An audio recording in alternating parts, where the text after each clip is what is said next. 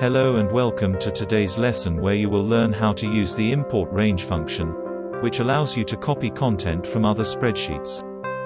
This we will need the URL of the spreadsheet from which we want to copy the data. In this case, I will use the worksheet we worked on in the previous episode. Start by typing the name of the function. First argument will be the URL address copied right before.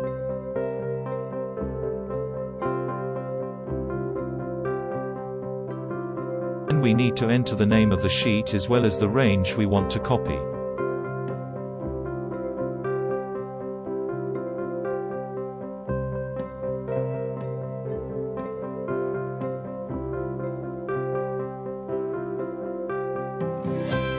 During the first copy, a window will pop up asking for permission to copy data.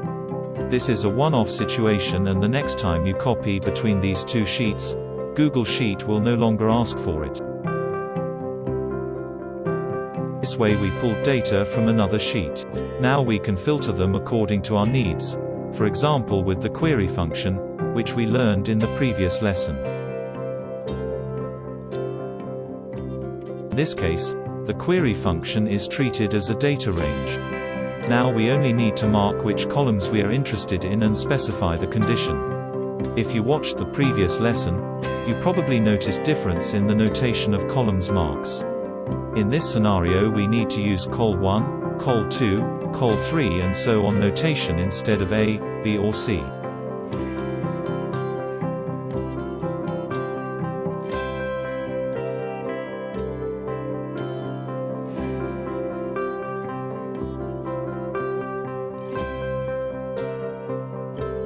Now we're going to add a condition that excludes blank cells from column 6.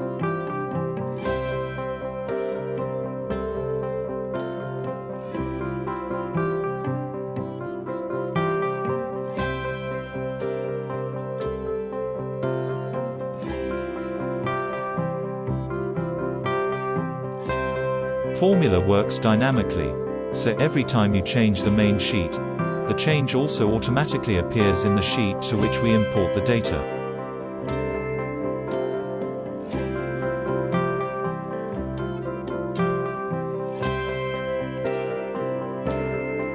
Thanks for watching. I hope you enjoyed it and see you next time.